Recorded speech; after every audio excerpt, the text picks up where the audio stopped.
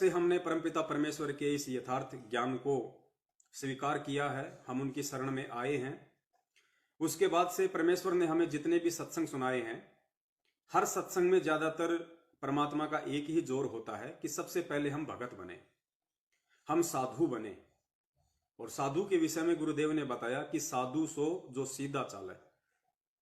संत वही होता है, भगत वही होता है, साधु वही होता है जो बिल्कुल सीधे तरीके से रहे, वो अपने परमेश्वर की रजा में राजी रहे। मालिक की वाणी भी है ना कि कुत्ता हूं गुरुदेव का, मोतिया दास का नाम। तो जैसा वो परमात्मा हमें रखना चाहे, जैसा परमात्मा हमें बनाना चाहे, जिन परिस्थितियों में परमात्मा हमें ढालना चाहे, हमें उस परमेश्वर के अनुसार उनके संकेतों को समझते हुए हमें वैसा ही भक्ति मार्ग पे व्यवहार करना चाहिए, तभी हम सफल हो सकते हैं, अन्यथा नहीं हो पाएंगे। तो संदेशा यह था पुण्यात्माओं कि आज हम जितने भी भगत भाई बहन हैं, तकरीबन कई लाखों की संख्या में सतगुरु रामपाल जी महाराज जी के शिष्य और शिष्य हैं। चाहे उन्होंने 2014 बरवाला कांड से पहले नाम दीक्षा ली हो, चाहे उन्होंने बरवाला कांड के बाद में नाम दीक्षा ली हो, वो सभी परमपिता परमेश्वर के ही बच्चे हैं। और एक परमेश्वर की वाणी है कि साईं इतना दीजिए जामे कुटुंब समावे, हम भी भूखे ना रहें अतिथि ना भूख हो जाओ। ये परमपिता परमेश्वर जी की वाणी है। और गुरुदेव ने अपने सत्संगों में कई बार जिक्र किया है कि पुण्यात्माओं, ये जो वाणियां हैं जो आप सत्संगों के माध्यम से सुनते हैं, नित्य नियम के माध्यम से सुनते हैं, रमैणी या संध्या आरती के माध्यम से सुनते हैं, आपने केवल सुनने तक ही सीमित नहीं रहना है। ये कर पाड़ने का मार्ग है, ये कुछ कर गुजरने का मार्ग है। जब तक हम परमेश्वर के वचनों पे, परमेश्वर की एक एक वाणी के ऊपर सही तरीके से अपने आध्यात्मिक कदम रखना शुरू नहीं कर देंगे, तब तक हम चाहे लाख जन्म भक्ति करते रहें, चाहे हम कितने ही बड़े भगत बनते रहें, हम लोग सतलोक नहीं जा सकते हैं। सतलोक जाने के लिए हमने गुरुदेव की प्रत्येक वाणी को अपने आध्यात्मिक जीवन में चरितार्थ करना पड़ेगा। चाहे आज कर लो, चाहे कल कर लो, या चाहे मौका मिला तो अगले फिर किसी जन्म में कर लो। मालिक की वाणियों को, मालिक के सत्संगों को, मालिक के वचनों को अपने जीवन में उतारना पड़ेगा। उन वाणियों के माध्यम से परमेश्वर जो हमें निर्देशित कर रहे हैं, आदेशित कर रहे हैं, हमें उनके अनुसार चलना पड़ेगा। जितना विश्वास अपने गुरु के ऊपर और इस भक्ति के ऊपर हमें उस परमेश्वर ने अपनी वाणियों के माध्यम से करने के लिए निर्देशित किया है, उतना हमने करना पड़ेगा। वरना ठीक है, जैसा हम कर्म करेंगे, जैसी हम भक्ति करेंगे, उस अनुसार परमात्मा लाभ अवश्य देगा, लेकिन जो मुख्य हमारा काम है वो है मोक्ष का। उस काम से हम वंचित रह जाएंगे, और अगर उनसे वंचित रह गए तो फिर कोई फायदा नहीं है।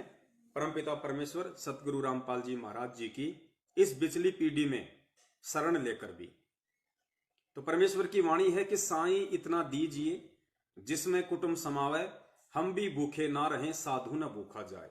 कि हे परमपिता परमेश्वर, आपके दास ने आप जी से शिक्षा लेके, दीक्षा लेके और आप जी के सत्संग सुन के परमेश्वर ये ज्ञान को आधार बनाते हुए ये समझा है कि परमेश्वर यदि मुझे मोक्ष प्राप्त करना है तो आपकी इस वाणी के अनुसार मुझे बहुत ही सादा तरीके से, बहुत ही सिंपल तरीके से अपने इस जीवन को जीना होगा। भले मेरे पास में माया कमाने के, पैसे कमाने के, धन इकट्ठा करने के लाख ऑप्शन आ जाएं, लेकिन परमात्मा उन सबको ठोकर मारते हुए, उन सबको ठुकराते हुए मुझे केवल आपके सत्संगों के अकॉर्डिंग, आपकी वाणी के अनुसार ही चलना होगा। तभी मैं आपके बताए रास्ते पर सही तरीके से चल पाऊंगा, अन्यथा कभी जीवन में सफल नहीं हो पाऊंगा। और पुण्यात्माओं, एक चीज नोट करने की है, मालिक की एक वाणी भी है, हम नित्यनियम में भी पढ़ते हैं कि कीट न जाने भृंग को गुरु कर ले आप समान। ये वाणी है परमात्मा की कीट न जाने भृंग को, कि भाई गुरु को कीजिए दंडवत कोटि कोटि प्रणाम, और कीट न जाने भृंग को गुरु कर ले आप समान। इस वाणी का सरलार्थ करते हुए गुरुदेव ने बताया कि एक कीड़ा होता है भृंगी, और वो क्या करता है, वो किसी भी कीड़े को पकड़ लेता है, किसी भी कीड़े को, चाहे कोई दूसरी प्रजाति का हो, किसी भी कीड़े को पकड़ के और वो दीवार पे चिपका देता है, किसी भी मिट्टी वगैरह के साथ में, अपनी लार वगैरह के साथ में। और उसके बाद वो क्या करता है, वो उसके पास आके बार बार जैसी भी उसकी आवाज होती है, भ्रंग भ्रंग भ्रंग भ्रंग, वो करता रहता है। और कुछ ही दिनों में वो जो दूसरी प्रजाति का जो कीट था जिसको दीवार पे चिपकाया था, उसकी आवाज सुन सुन के वो भी एक दिन वैसा ही हो जाता है, भृंगी। इसलिए परमेश्वर कहते हैं कि गुरु को कीजिए दंडवत कोटि कोटि प्रणाम, और कीट न जाने भृंग को, वो जो कीड़ा था, वो जो कीट था, वो उस भृंगी को नहीं जानता था, नहीं पहचानता था। तो कीट न जाने भृंग को गुरु कर ले आप समान। लेकिन उस सतगुरु के आशीर्वाद से, उस सतगुरु की मेहनत से, उस सतगुरु की आवाज से कुछ ही दिनों में ऑटोमेटिक वो भी वैसा ही बन जाता है, उसको मालूम भी नहीं पड़ता है। तो पुण्यात्माओं, ठीक यही स्थिति आध्यात्मिक जीवन में होती है। एक भगत जो परमात्मा से नाम उपदेश लेके अपना आध्यात्मिक जीवन शुरू करता है, और यदि उसका मकसद मोक्ष प्राप्त करना है, वास्तव में यदि वो भक्ति के मकसद से ही जुड़ा है और आत्म कल्याण करवाना ही यदि उसका मकसद था, तो उस आत्मा को एक दिन मालूम भी नहीं पड़ेगा, सतगुरु की संगति करते करते कब वो सतगुरु जैसा ही बन जाता है, उसको मालूम भी नहीं पड़ेगा।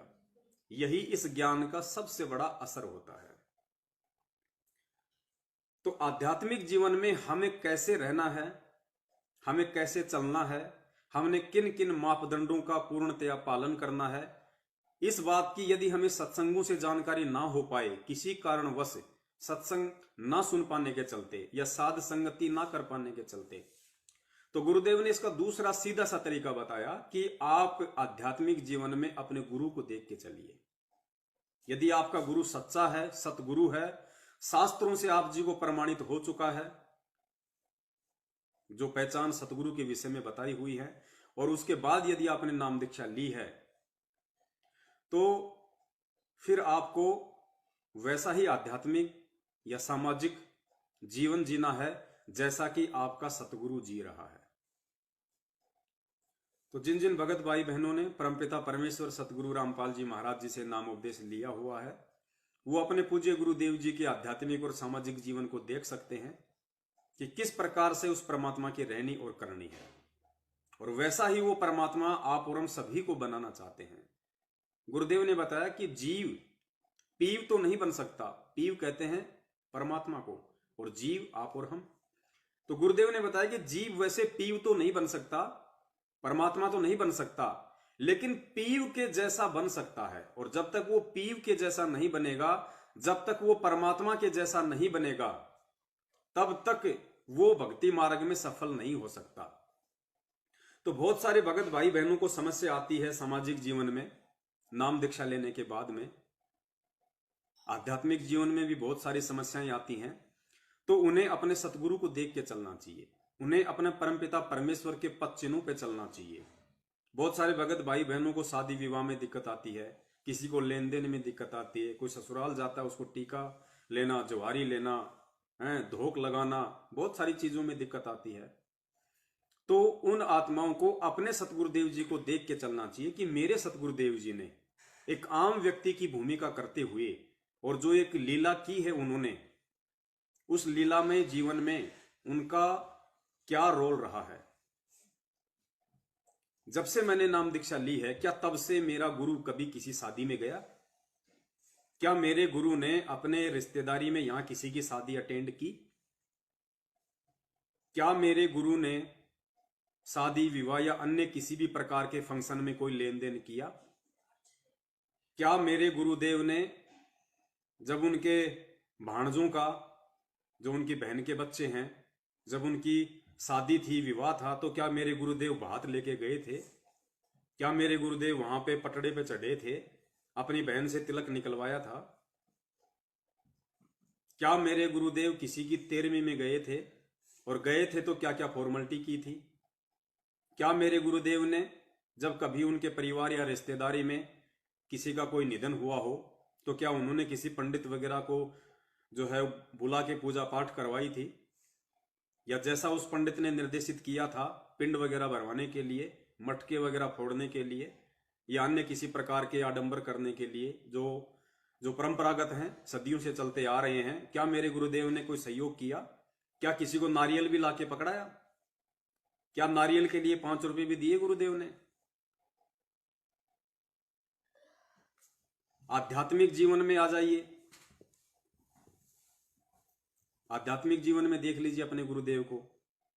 क्या मेरे गुरुदेव ने जब से उन्होंने नाम दीक्षा ली 17 फरवरी 1988 से, तो जिस प्रकार से आज मैं इतना ज्ञान लेने के बाद भी, शिक्षा ग्रहण करने के बाद भी, गुरुदेव के द्वारा 27 साल से सत्संग रूपी खजाना लुटाने के बाद भी, जिस कदर मैं बात बात पे अपने गुरुदेव की अवज्ञा कर देता हूं, उन्होंने मुझे जो मर्यादा दी है, सत्संगों में जो आदेश दिए हैं, बार बार मैं उनको तोड़ देता हूं, मर्यादाएं खंडित कर देता हूं।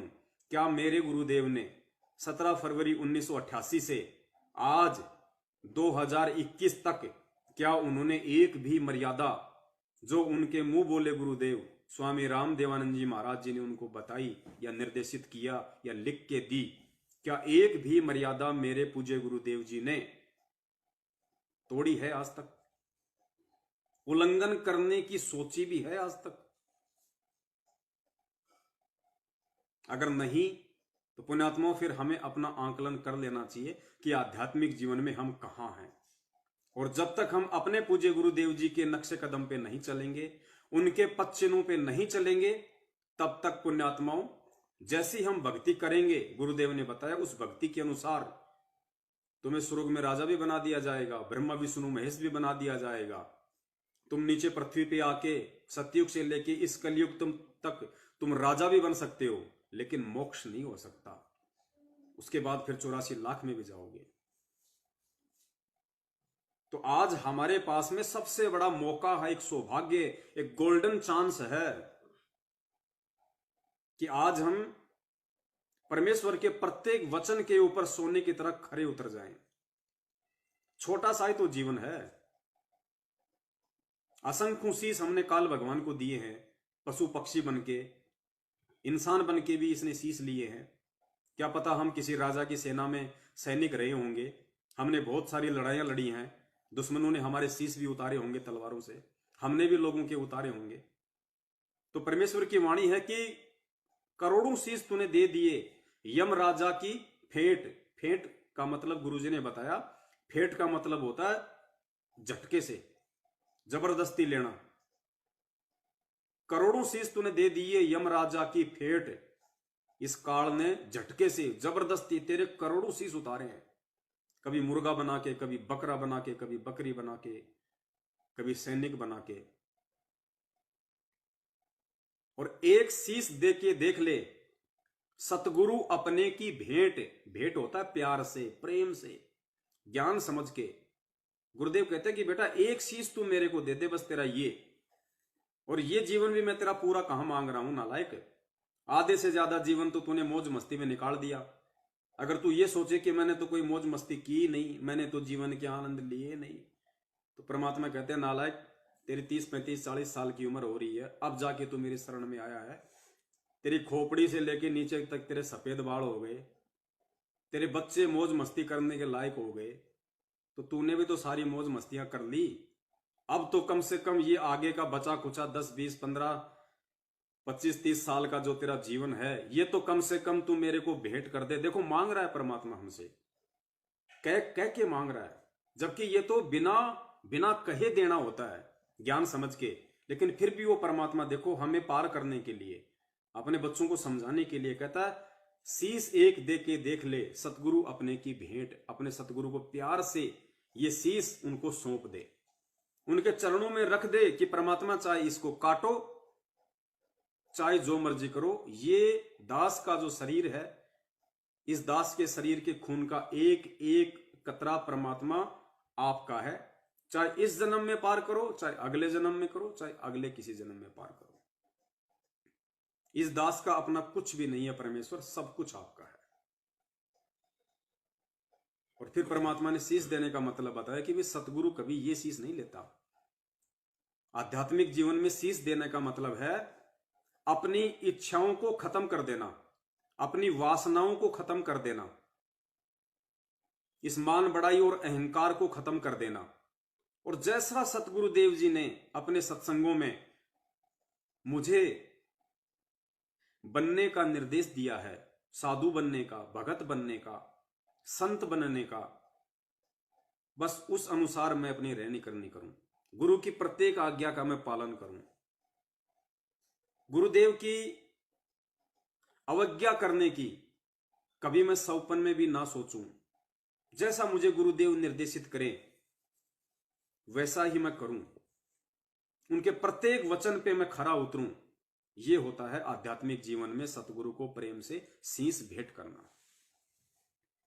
और पुण्यात्माओं, जब तक हम ये नहीं करेंगे तब तक हमारा बेड़ा पार नहीं होने वाला है। चाहे हम कितना ही दान कर दें, हम कितने ही यज्ञ कर दें, जितने यज्ञ करेंगे, जैसा दान करेंगे, वो अगले जन्मों में आपको मिल जाएगा, चाहे मानव शरीर में मिले या चाहे किसी पशु पक्षी की योनि में मिले। क्योंकि परमेश्वर कहते हैं कि धर्म तो 10 के नहीं 10 के तीनों लोक, और खैरायत में खैर है कीजिए आत्म पोक। जो दान धर्म तुम करोगे अपने सतगुरु को, वो कभी भी निष्फल नहीं जाएगा। दान धर्म को तो काल को दिया हुआ भी निष्फल नहीं जाता। सतगुरु मानव जन्म प्राप्त करके देता है, काल आपको गधा कुत्ता बना के दे देता है।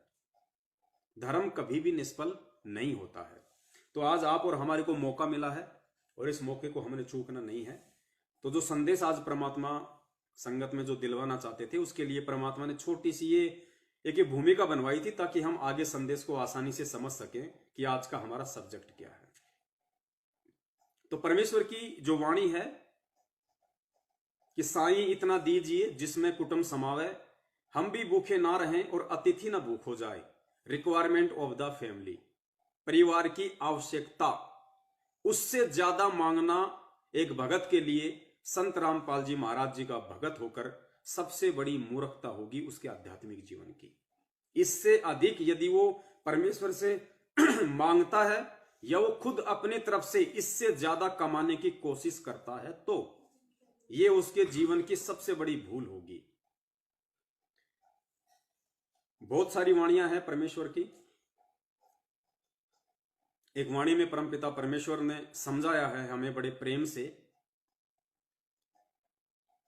माया का अंग है, दास को थोड़ी सी टूटी फूटी याद है, जितनी याद है उतनी दास आपको बताने की पूरी कोशिश करेगा।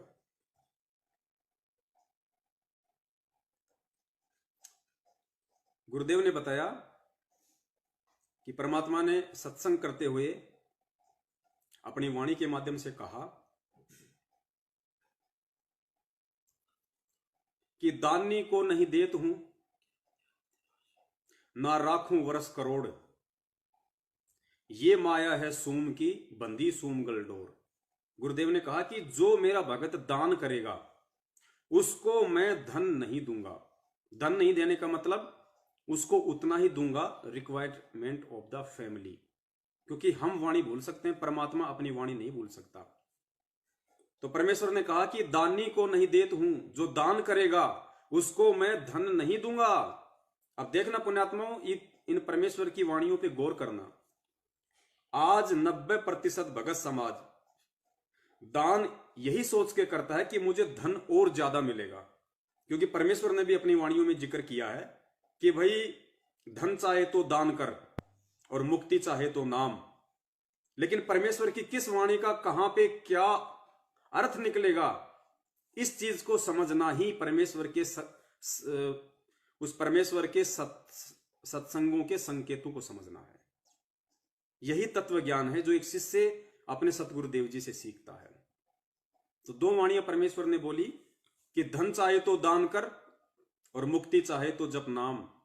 और दूसरी वाणी में परमात्मा कह रहे हैं कि दानी को नहीं देत हूं ना राखूं वर्ष करोड़। जो मेरा भगत दान करेगा उसको मैं धन नहीं दूंगा, ना राखूं वर्ष करोड़। उसको धन देकर, दान करने वाली पुण्य आत्माओं को धन देकर मैं करोड़ों वर्षों तक इस काल की जेल में नहीं रखना चाहता। दानी को नहीं देत हूं ना राखूं वर्ष करोड़। ये माया है सूम की। सूम होता है कंजूस आदमी। ये माया है सूम की बंदी, सूम गलडोर। इस माया को तो मैं कंजूस व्यक्ति के ही पैरों की बेड़ियां बना के उसको पहना के रखूंगा। भगत के लायक माया नहीं होती है, भगत के लिए माया नहीं होती है। तो फिर किसी भगत ने सवाल किया कि हे परमपिता परमेश्वर, भगत तो दान ही ये सोच के करता है कि दान करेंगे तो धन मिलेगा, धन मिलेगा तो फिर मकान खरीदेंगे, प्लाट खरीदेंगे, 100 प्रकार के काम जोड़ेंगे। लोग तो दान ही धन की प्राप्ति के लिए करते हैं, और आप कह रहे हो कि दानी को नहीं देत हूं ना राखूं वर्ष करोड़। तो परमेश्वर, फिर जो दान करने वाला जो आपका भगत है उसको फिर आप क्या दोगे अगर धन नहीं दोगे तो परमेश्वर ने बड़े प्यार से कहा कि दानी को तो देत हूं ज्ञान ध्यान विश्वास। देखना पुण्यात्माओं, पूज्य गुरुदेव जी ने बताया कि ज्ञानी को तो देत हूं, दानी को तो देत हूं ज्ञान ध्यान विश्वास, भक्ति गरीबी और बंदगी, ज्यों निपजे निज दास। जो मेरा भगत दान करेगा, कौन सा भगत? ज्ञान को समझ के जो दान करेगा, ज्ञान को समझ के जो दान करेगा, उस मेरी प्यारी आत्माओं को मैं क्या दूंगा? दानी को तो देत हूं ज्ञान ध्यान विश्वास। ज्ञान क्या? इस परमेश्वर के पूर्ण मोक्ष मार्ग की जानकारी, यथार्थ जानकारी, तत्व भेद। दानी को तो देत हूं ज्ञान। ध्यान, ध्यान क्या? उसको ऐसा ज्ञान दे दूंगा उसके बाद उसका ध्यान मेरी भक्ति से और मेरे चरणों से, पूज्य गुरुदेव जी कहते हैं कि हटेगा ही नहीं। ज्ञान ध्यान और विश्वास, उसको इतना विश्वास से भर दूंगा, इतना विश्वास से भर दूंगा, उस जन्म में उस पुण्य आत्माओं को कोई डगमग नहीं कर पाएगा।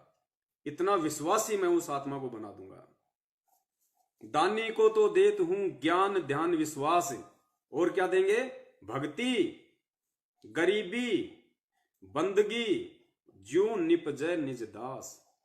उस मेरी प्यारी पुण्य आत्माओं को मैं ज्ञान ध्यान विश्वास भक्ति गरीबी बंदगी शील संतोष विवेक दया अक्षमा परोपकार निश्चलता निष्कपटता, ये सारे गुण जो 16 श्रृंगार हैं एक आत्मा के, ये सारी चीजें मैं उस दान करने वाली आत्मा को दूंगा। ज्यों निपजे निज दास, ताकि जो मेरा दास है वो निपजेगा, उपजेगा, वो बढ़ेगा, वो वृद्धि करेगा भक्ति मार्ग में सतलोक जाने के लिए।